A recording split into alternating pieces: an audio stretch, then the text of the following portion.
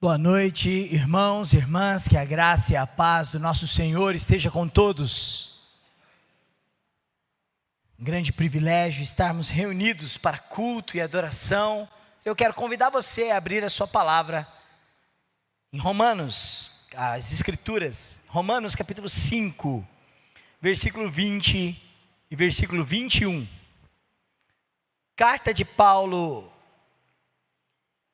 a Romanos, capítulo 5, verso 20, até o verso de número 21.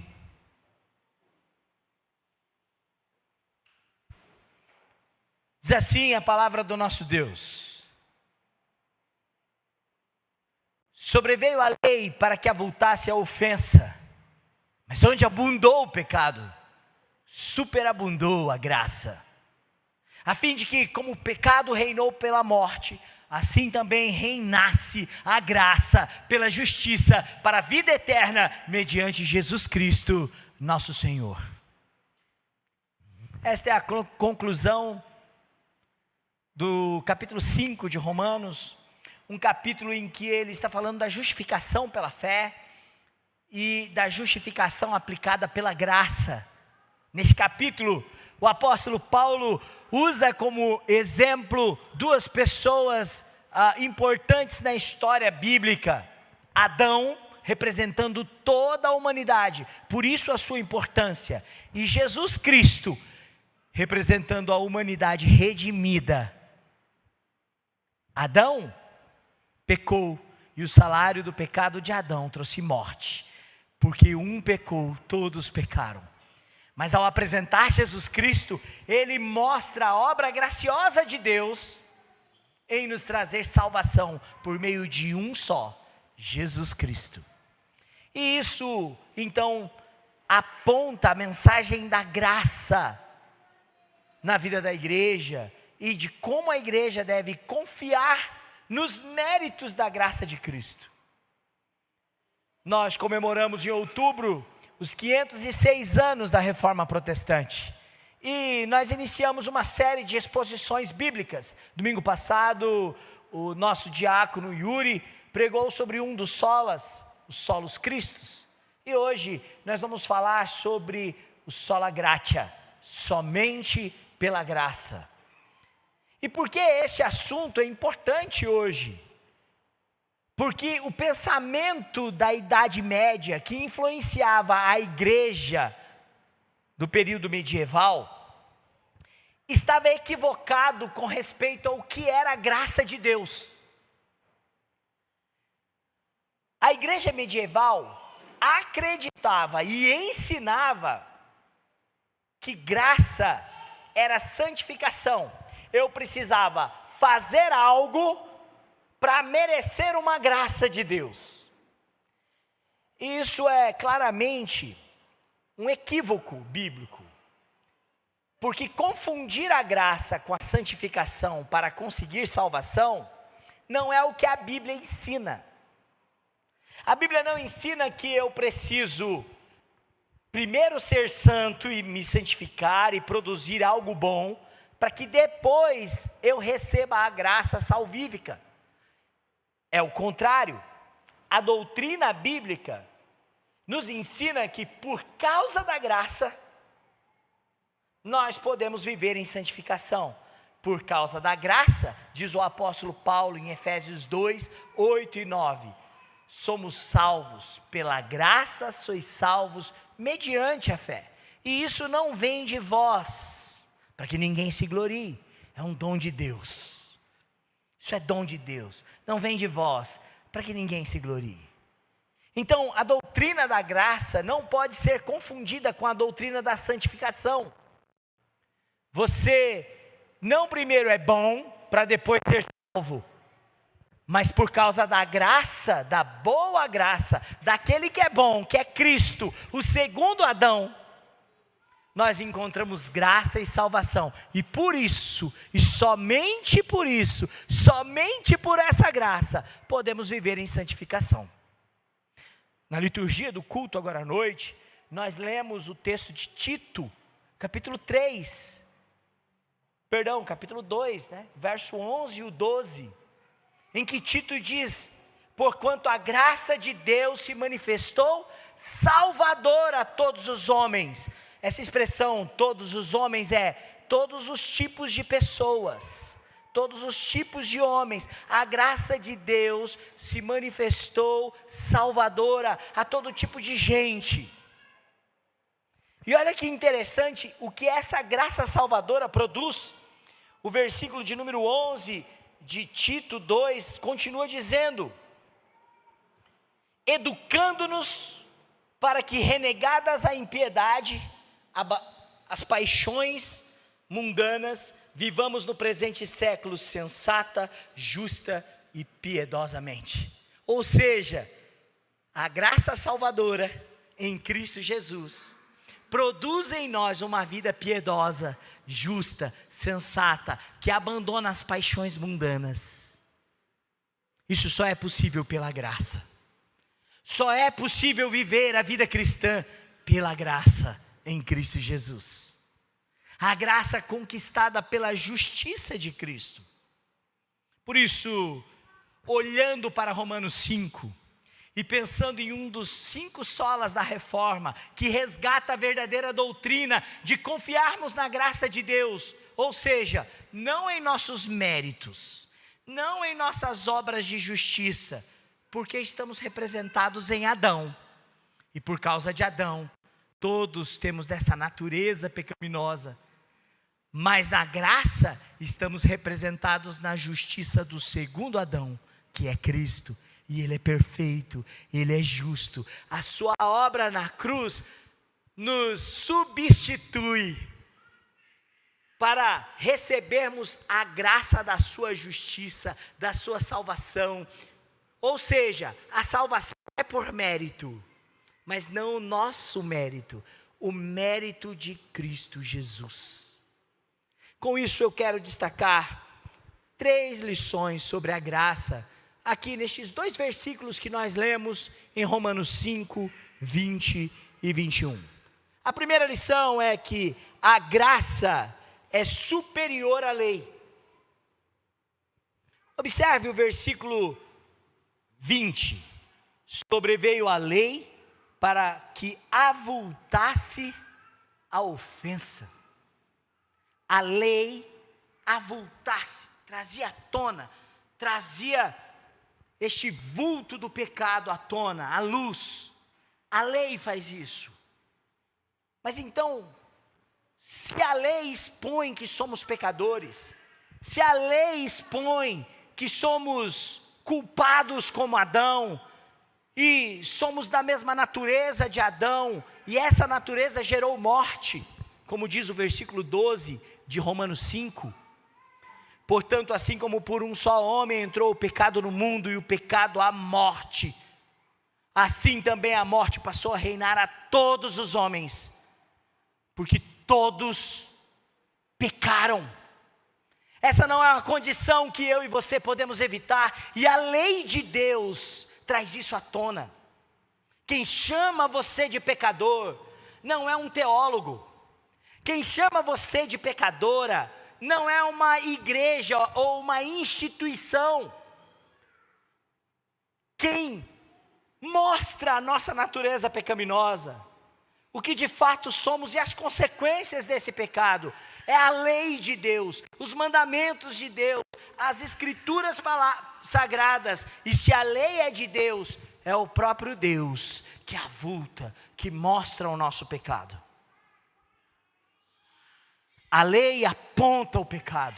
A NVI, a Nova Versão Internacional, traduz o verso 20 da seguinte maneira: a lei foi introduzida para que a transgressão fosse ressaltada. Qual é o objetivo de Deus com isso? O problema não está na lei. A Bíblia diz, como nós aprendemos alguns domingos atrás, no sermão do Sola Escritura, que eu preguei sobre Salmo 19, que a lei é boa, ela é perfeita, ela restaura, ela conduz do caminho certo. ela nos admoesta, ela nos corrige, e ela faz com que as palavras dos nossos lábios e o meditar do nosso coração sejam agradáveis a Deus. O problema não é a lei, o problema somos nós, e a lei deixa isso bem claro. A lei de Deus, a palavra de Deus, nos ensina que somos pecadores, e o resultado disso é a morte. Mas há uma doutrina, que não é moderna, mas que assedia a igreja ainda em tempos contemporâneos, que tenta dizer para você, para mim e para outras pessoas, que você não é tão mal assim, não é tão pecador assim, que há algo bom em você, e que pode ser capaz de fazer escolhas que podem mudar tudo isso. A verdade, irmãos, é que essa doutrina é falsa. A lei de Deus, ela é confiável, e ela mostra para nós, muitos servos do Senhor, santos servos do Senhor, profetas, como Isaías, no êxtase e no auge apoteótico da visão celestial, onde ele estava no trono de Deus, dentro do templo, ele vê Deus num trono, o templo se enche de fumaça, seres inimagináveis como querubins voavam à volta deste trono, 6 asas, eles entoavam um cântico poderoso: Santo, Santo, Santo, toda a terra está cheia do peso da glória do Senhor. Isaías, ao ver a glória de Deus dentro do templo, uma visão que você não viu, e é bem provável que você só vai ver na eternidade, não aqui. O que Isaías faz, orientado pela lei de Deus? Ele diz: ai de mim, eu estou perdido, porque eu habito com um povo que não presta, porque eles falam de maneira impura, e eu mesmo, nos meus lábios, sou impuro, eu sou igual a eles, eu vou perecer na presença de Deus.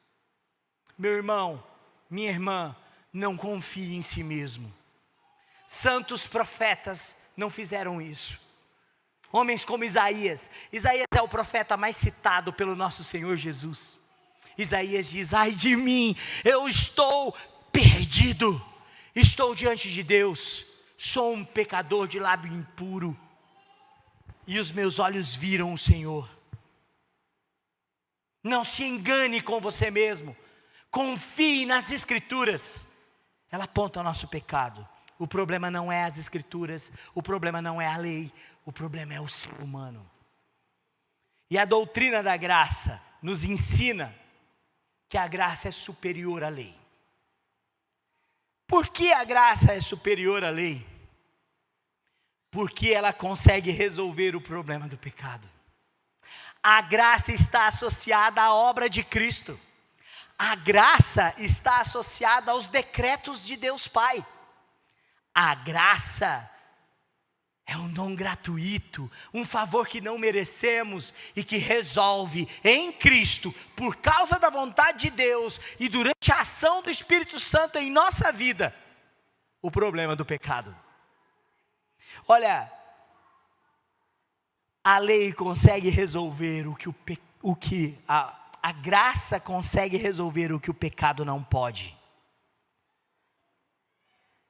Romanos 6, o capítulo posterior, está muito ligado a estes textos que nós lemos. Paulo vai dizer no versículo de número 14, porque o pecado não terá domínio sobre vós, pois não estáis debaixo da lei, e sim debaixo da graça. Não significa que a lei deixou de valer, pelo contrário, ela está em plena validade. A lei de Deus não caducou. Mas a superioridade da graça é de que aquele que cumpriu toda a lei, todas as exigências da lei, moral e espiritual, este gratuitamente oferece o que só Ele pode fazer, a sua justiça por nós. E este é o tema principal do capítulo 5, somos justificados, não somos justos, mas a justiça de Cristo é aplicada em nós. e a nossa injustiça aplicada em Cristo na cruz, essa dívida foi paga. Confie na graça. Esteja sustentado pela graça de Cristo. Ela é plano de Deus Pai, que através de Jesus Cristo, gratuitamente, a favor do seu povo, nos redimiu. E aplica isso através do Espírito Santo, fazendo-nos viver em novidade de vida. Em segundo lugar, além da graça ser superior à lei, a graça também é superior ao pecado. O pecado gerou morte, e não há nada na história da humanidade mais danoso, mais destrutivo, que trouxe mais prejuízo, mais degradação do que o pecado. Hoje pela manhã, na escola dominical, eu ensinei a igreja. Eu ensinei à igreja que a melhor maneira de entender as Escrituras é como a Escritura se revela e conta a história bíblica, que chamamos de cosmologia cristã, ou seja, a lente bíblica da interpretação de tudo o que Deus planejou neste mundo. E a Bíblia fala da queda, do pecado, e de como isso trouxe deterioração, como isso privou não apenas o homem e a mulher da glória de Deus e da sua graça, e de um relacionamento, como trouxe degradação moral, espiritual, terrena, ecológica. A natureza passou a sofrer por causa do pecado.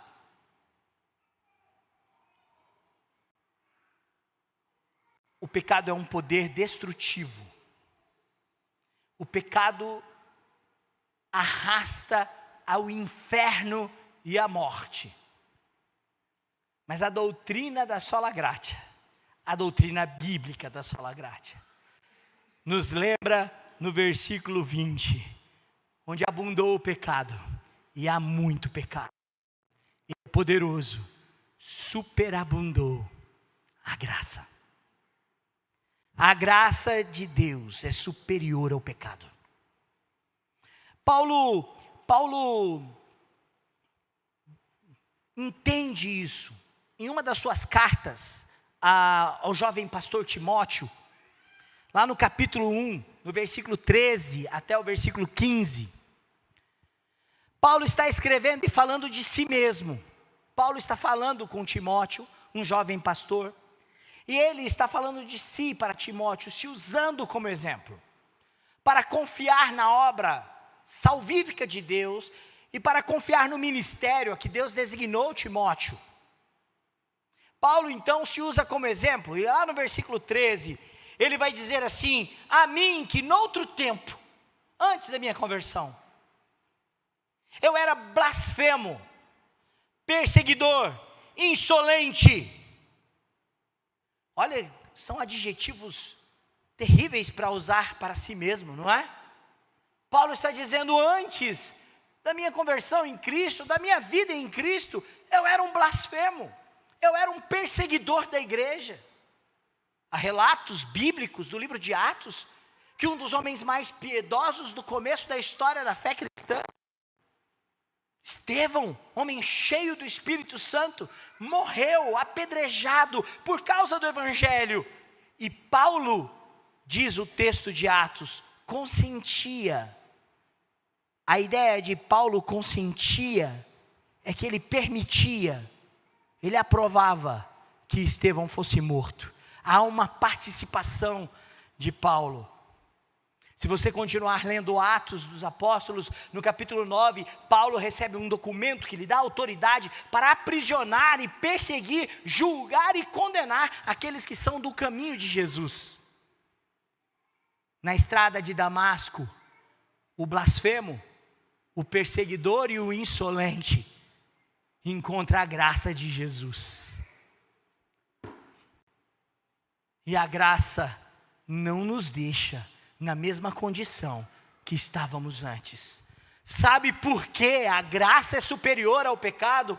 Por causa da obra salvífica que só Deus pode fazer, através do seu Filho, que transforma, que perdoa pecados, que nos faz experimentar o grande amor de Deus, mas que transforma pela graça blasfemos, perseguidores e insolentes em apóstolo, em servo de Cristo. Eu não terminei de ler 1 Timóteo. O texto continua dizendo: eu era perseguidor, eu era insolente, mas obtive misericórdia, pois o fiz na ignorância e na incredulidade. Observe o versículo 14.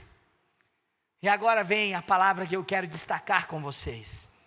Transbordou, porém, a graça de nosso Senhor com a fé e o amor que há em Cristo Jesus. Essa palavra é fiel, diz o versículo 15. Digna de toda aceitação, que Cristo Jesus veio ao mundo para salvar pecadores, dos quais eu sou o principal. A consciência de pecado que Paulo tinha sobre si era real, porque a lei de Deus falava, mas a graça é superior à lei. Mas Paulo também no verso 14 diz: transbordou a graça do meu Senhor. Ela ultrapassou o dano que o pecado pode fazer, e ela me transformou. Com isso, também há uma lição sobre a graça superior ao pecado. É que esta graça, ela é valiosa e transformadora. Dietrich Bonhoeffer, que escreveu o livro Discipulado, foi citado há poucos domingos atrás pelo pastor Rafael, aqui na igreja. Dietrich Bonhoeffer trata no seu livro Discipulado sobre a graça preciosa e a graça barata. Na graça barata, não há transformação. Na graça barata, não há consciência do pecado, de que somos pecadores, e do dano que o pecado fez, trazendo inimizade contra Deus. Na graça barata não há arrependimento, pelo contrário, na graça barata, as pessoas são estimuladas a não se arrepender. Mas a graça preciosa traz consciência dos nossos pecados. Nos coloca como Paulo dizendo: eu era o principal pecador, Jesus veio salvar pecadores, e eu era o blasfemo, o perseguidor e o insolente. Nos coloca de joelhos, com a mão na cabeça, como Isaías: ai de mim, eu estou perdido, sem a ação de Deus, eu estou perdido, porque sou pecador. A graça de Deus me traz consciência de quem eu sou, mas a graça de Deus também mostra o que Ele faz em mim, e ela é transformadora. A graça de Deus faz com que nos arrependamos dos nossos pecados. Irmãos, eu já falei isso aqui na igreja, eu gostaria que você anotasse. Eu sei que os juvenis estão anotando. A graça de Deus, Isis, a graça de Deus, ela é preciosa e não é barata, porque ela gera em nós arrependimento. E arrependimento na Bíblia é virtude. Arrependimento é virtude. Frutos da graça. A graça é maior que o pecado. O apóstolo Paulo, no capítulo 5, usa Adão e a obra de Adão, que gerou o quê? Pecado. E este pecado produz morte. Nós já lemos o versículo 12.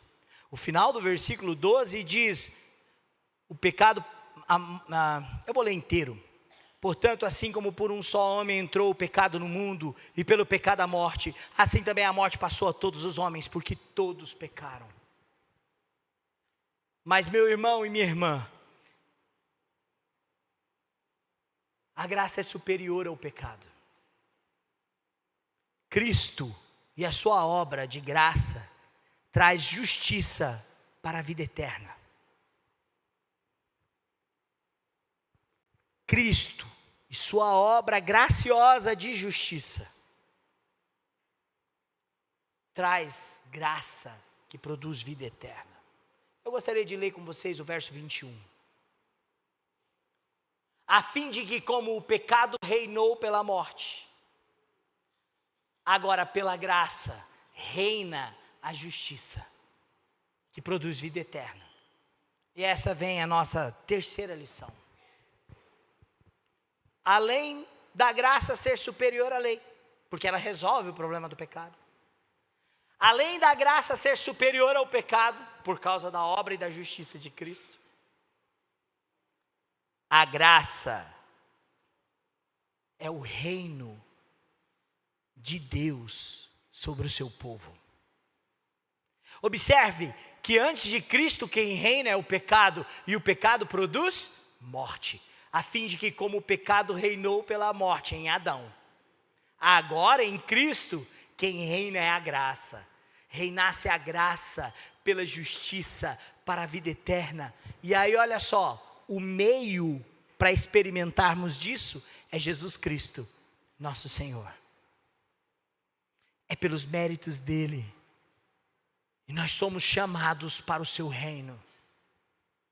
A graça de Deus nos coloca no reino de Cristo. Sabe o que isso significa? Que a graça é preciosa, como diz Dietrich Bonhoeffer, e não é barata. Ela não nos deixa no império da morte. Ela não nos deixa no reino da morte, no reino do pecado, que produz morte. Ela nos tira de lá. Ela é preciosa. Ela é preciosa porque custou o sangue de Cristo. Ela é preciosa porque ela nos faz viver no reino de Cristo. Ela não nos permite ficar iguais.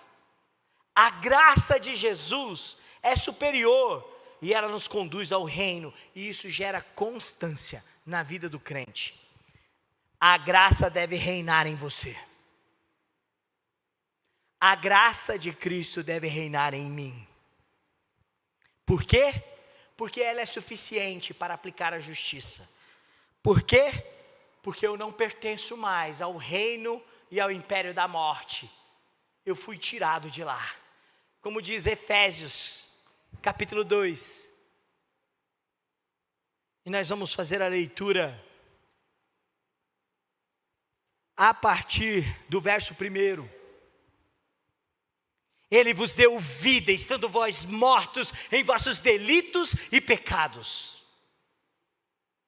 Ele vos deu vida, estando vós mortos em vossos delitos e pecados, nos quais andastes outrora, olha lá, não mais. Outrora, blasfemo, perseguidor, outrora, pecador, outrora, na escravidão do pecado. Agora, no reino da graça. Segundo o curso deste mundo, estávamos outrora. Segundo o príncipe da potestade do ar, do espírito que agora atua nos filhos da desobediência, entre os quais todos nós andamos outrora. Segundo as inclinações da nossa carne, fazendo a vontade da carne, como também os demais. E éramos por natureza filhos da ira, como também os demais. Versículo 4. Mas Deus, sendo rico em misericórdia, por causa do grande amor que nos amou, e estando nós mortos em nossos delitos, nos deu vida juntamente com Cristo. Pela graça sois salvos. O que tem reinado na sua vida? O pecado? O que tem decidido tomado a decisão das suas escolhas? O pecado? Qual tem sido o prazer da sua vida? Desejos, sentimentos pecaminosos? Ou quem tem reinado é Cristo, através da sua graça? Éramos outrora, agora pertencemos a um outro reino. A graça não é barata, ela é preciosa, porque ela nos tira do reino do pecado, que produz morte, e nos coloca no reino da vida eterna. Eu quero ler para vocês um trecho do pastor John Stott, que, comentando esse texto, diz assim: pois a graça perdoa os pecados, por intermédio da cruz, concedendo aos pecadores tanto justiça como vida eterna. Tanto justiça como vida eterna. É isso que o reino da graça faz. A graça satisfaz a alma sedenta e sacia o faminto de coisas boas. É isso que o reino da graça faz. A graça santifica os pecadores, moldando-os segundo a imagem do seu Senhor Jesus Cristo. Ele não continua moldado pelo pecado, nas inclinações como viviam outrora, debaixo da ira de Deus. Eles são moldados à imagem de Cristo. A graça persevera até mesmo diante da pessoa recalcitrante, determinando-se a completar aquilo que ela começou. O seu reino estabelece a justiça de Cristo, e ela é aplicada em nós. O seu reino nos faz experimentar da vida eterna. E um dia, ela irá destruir a morte e consumar o reino. Assim, quando nós estivermos convencidos de que a graça reina, haveremos de lembrar que o trono de Deus é um trono de graça, e assim poderemos achegarmos a Ele com toda a ousadia, a fim de recebermos misericórdia e encontrarmos graça para cada uma das necessidades da nossa alma em tempo oportuno. Stott está citando Hebreus, capítulo 4, versículo 16. Acheguemo-nos, portanto, confiadamente junto ao trono da graça, a fim de recebermos misericórdia e acharmos graça para socorro em ocasião oportuna. Graça não é uma ideia subjetiva. O reino da graça não é uma metáfora que Paulo está usando. Quem senta neste trono é Deus Todo-Poderoso. E neste trono de graça, nós encontramos misericórdia em tempo certo. A graça é o reino de Deus. E no trono deste reino, não reina a morte e o pecado, mas a vida eterna. Confie na obra da graça. Confie na obra da graça. O capítulo 5 termina dizendo que a graça reina e ela é mais abundante que o pecado. Ela é superior à lei. Embora a lei seja boa, ela aponta o nosso pecado. E no capítulo 6, logo no início, Paulo então conclui essa ideia para que a gente não fique com uma percepção errada sobre a doutrina da graça. A doutrina da graça, que fala sobre a nossa salvação, fala também da nossa vida, e agora sim em santificação. Porque se eu não mais, no reino do pecado, se eu não mais escravo do pecado, se eu não mais apenas condenado pela lei, agora vivo para a lei, por causa de Cristo. E no capítulo 6, Paulo faz uma pergunta. Versículo 1, ele diz: que diremos, pois? Permaneceremos no pecado para que a graça seja mais abundante? Se a graça é maior que o pecado, vamos pecar. Ele mesmo responde, versículo 2: de modo nenhum. Como viveremos ainda no pecado? Nós, os que para ele morremos. A graça nos une a Cristo, irmãos. Se estamos no reino da graça, estamos unidos com o nosso Rei. E Ele morreu pelos nossos pecados. E Ele ressuscitou para andarmos em novidade de vida. No capítulo 6, no versículo 11, nós lemos assim: assim também vós, considerai-vos mortos para o pecado, mas vivos para Deus, em Cristo Jesus. Quem reina em sua vida? O pecado ou Cristo? Sola Gratia nos ensina que somos pecadores, que não merecemos nada, mas que em Cristo encontramos graça, e no trono dele podemos experimentar do seu reino, que aplica a sua justiça. Confie no governo do reino da graça. Esteja amparado e seguro. Que a graça de Cristo reine em nós. Que a graça de Cristo reine através de nós. Porque só a graça de Cristo vence o pecado e a morte, e põe fim à condenação. Nos imputa justiça para vivermos no seu reino, não mais no pecado e não mais pecando, mas no reino da graça. O reino da graça é cheio de pecadores alcançados e transformados, que não pertencem mais ao lugar que estavam. Agora foram alcançados pela graça. Eles vivem para Cristo Jesus.